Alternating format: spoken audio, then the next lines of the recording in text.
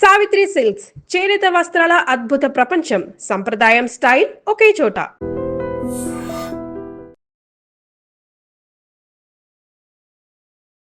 నమస్కారం, welcome to I dream. ధర్మ మార్గం విత్ విజిత కార్యక్రమానికి స్వాగతం.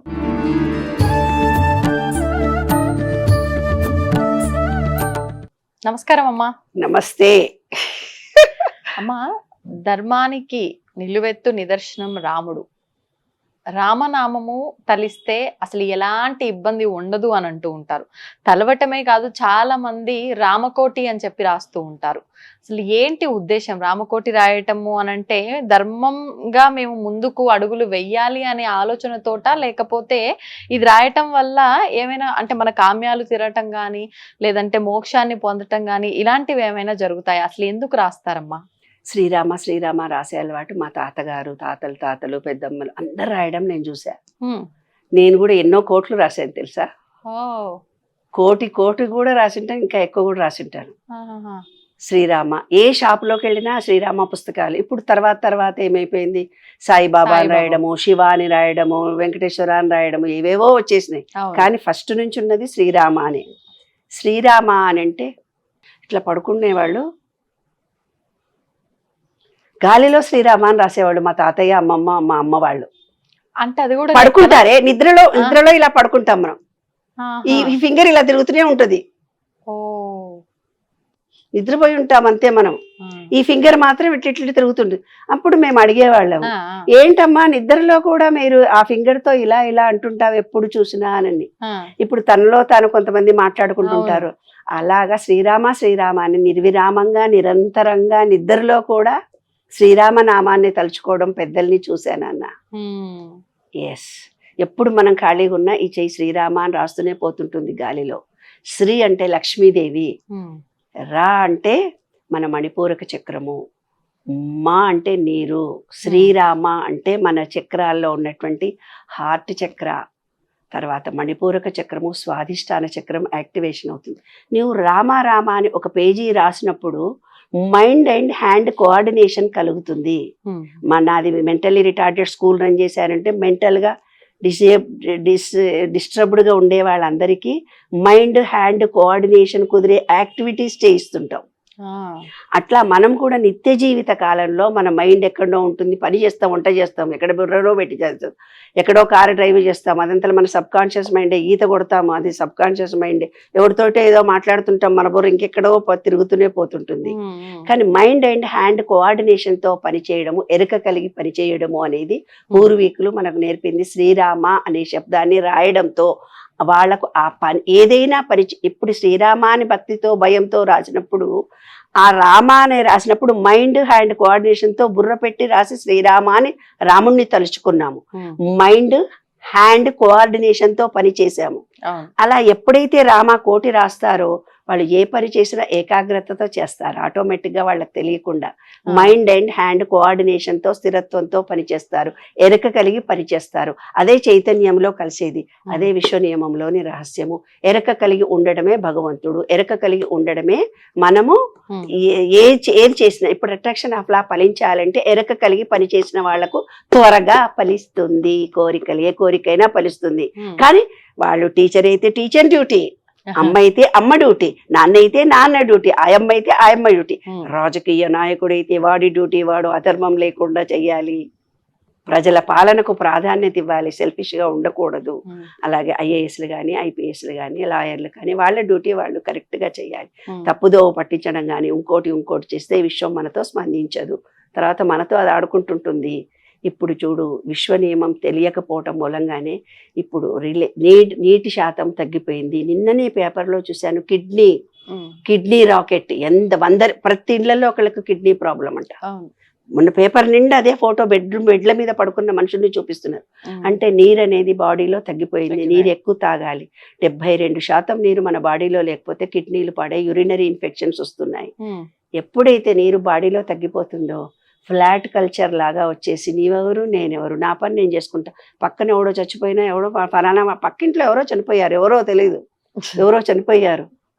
ఊర్లలో వెనకటికి ఎవరో చనిపోతే ఆ రోజు మొత్తం భోజనం చేసేవాళ్ళు గారు, ఆ శవం వెళ్ళేదాకా ఊర్లో.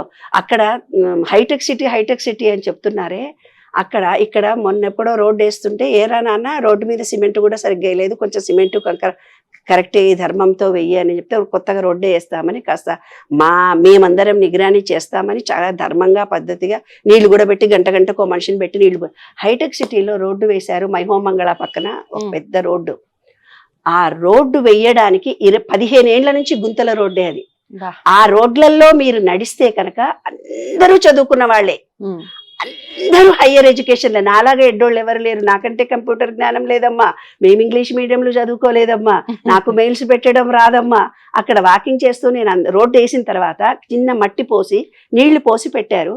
ఏదో ఇనాగ్రేషన్ జరిగింది, మళ్ళీ కొంచెం ఆ ఒక్క రోజే నీళ్లు పోసారు. రెండో రోజు నీళ్లు ఎందుకు పోయలేదరా అని ఎవరు అడగలేదు.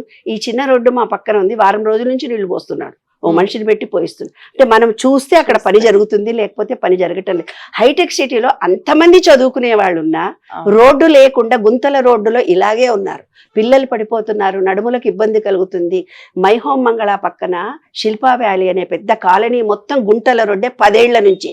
₹1 కోటి ఒక ఫ్లాట్. అందులో ఒక్కొక్క ఫ్లాట్ కడితే 10 లక్షల రూపాయల లంచము. వాళ్ళ అక్కడ ఉండే చిన్న పెద్ద అందరికి 10 లక్షలు ఇవ్వకపోతే ఫ్లాట్ కు పర్మిషన్ రాదు. ఎందుకమ్మా అంత ఓపెన్ గా చెప్తారు? మళ్ళీ ఇంకొకటి, ఒక పెట్రోల్ బంక్ జరిగింది. ఆ పెట్రోల్ బంక్ కూడా కొంత డబ్బిస్తే గానీ ఇల్లీగల్. అప్పుడు నేను కాలనీలో ఆ పిల్లలందరినీ కనపడి నేను ఒక మాట అన్నా, మీకు రోడ్డు లేదు కదా, మీరు ఒక్క మాట మెయిల్స్ కొట్టండి, మీకు చదువుకున్నారు, నేను చదువుకోలేదు, మేము ట్యాక్స్ కట్టము, మాకు రోడ్డు ఇస్తే మా డబ్బుల చేత ఈ సంవత్సరం ట్యాక్స్ తో మేము రోడ్డు వేసుకుంటామని ఒక 50 మంది మెయిల్స్ పెట్టండి. జిహెచ్ఎంసీకో, కలెక్టర్స్ కు, కమిషనర్ కు, ఎవరికైనా మెయిల్స్ పెట్టొచ్చు, సీఎం కూడా పెట్టొచ్చు. ఆ పని నాది అని చేసే నాదుడు లేడు బంగారు తల్లి. అందుకనే ఎవరు పట్టించుకోవటం లేదు. నాది అనేది ఎవరు పట్టించుకోనప్పుడు రిలేషన్షిప్స్ ఎప్పుడైతే దెబ్బతిన్నావో రాముడు మనకు దూరం అయిపోతున్నాడు. కాబట్టి శ్రీరామ అనే పదంలో నీరు అనేది ఎంత గొప్ప తెలిసినా, ప్రతి వాళ్ళు ఈ రోడ్డు నాది, ఈ కాలనీ నాది, ఈ మనుషులు నా వాళ్ళు అనే ఫీలింగ్ మనలో వాటర్ ఎప్పుడైతే తగ్గిపోతుందో రిలేషన్షిప్స్ తగ్గిపోతాయి. ఎప్పుడైతే మ్యాటర్లోకి మనం వచ్చేస్తామో అంతా మాయలో, వాడి పని వాడే, వీడి పని వీడే, ఫ్లాట్లో పక్కన ఎవరు చచ్చిపోయినా ఇంకొకళ్ళు పట్టించుకోరు, ఫ్లాట్ కల్చర్. కాబట్టి నాన్న ఎప్పుడు నీరు సఫిషియెంట్గా ఉండాలంటే శ్రీరామనామాన్ని రాయడము పూర్వీకులు మనకు చెప్పినటువంటి అద్భుతమైనటువంటిది. తర్వాత రాముడు ఆంజనేయ స్వామి ఇద్దరే ఊర్లలో, పల్లెటూర్లలో ఇవాళటి కూడా గుళ్ళు ఉన్నాయి. జై శ్రీరామ్, జై శ్రీరామ్, జై హనుమ, జై హనుమ అంట. వాళ్ళంతా పనంతా చేసి ఎన్నో ఆర్థిక ఇబ్బందులు, ఈ ప్రకృతి పాపం పంట చేతికి వస్తుంది, పంట అంతా పాడైపోతుంది. అప్పుడు ఒక ఆయన నన్ను వచ్చి అడిగాడు, అమ్మా పంట పండించే అతను ఎంత నష్టపోతున్నాడు తల్లి, అతనికి విశ్వం ఏమీ సహాయం చేయదా, అతను ఈ భూమిని నమ్ముకొని వచ్చే చేశాడు కదా అని. నీవు నష్టపోయింది అతను ఒక్కడే అనుకుంటున్నావు, కానీ అతను కాదు. తిండి తినడానికి గింజలు లేక అందరం ఇబ్బంది పడతాము. ₹5 కిలో, ₹100 కిలో, ₹150 కిలో బియ్యం అవుతాయి అప్పుడు తినడానికి.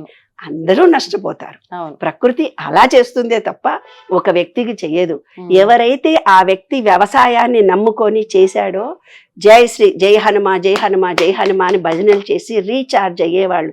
ఆ రీఛార్జ్ అయ్యి మళ్ళీ పనులు చేసుకునేవాళ్ళు. ఊర్లలో హనుమంతుడి గుడి తప్ప, రామ భజన తప్ప ఏమీ ఉండదు కాదు. ఎందుకు అంటే వాళ్ళు పడ్డ బాధలన్నీ మర్చిపోయి మళ్ళీ రీఛార్జ్ ఎనర్జెటిక్ పొందటానికి శ్రీరామనవమి ఉత్సవాలు అందుకే చేస్తారు. రేపు ప్రతి వాళ్ళు కళ్యాణం చేస్తారు, ప్రతి చిన్న గుడిలో కూడా కళ్యాణం చేస్తారు.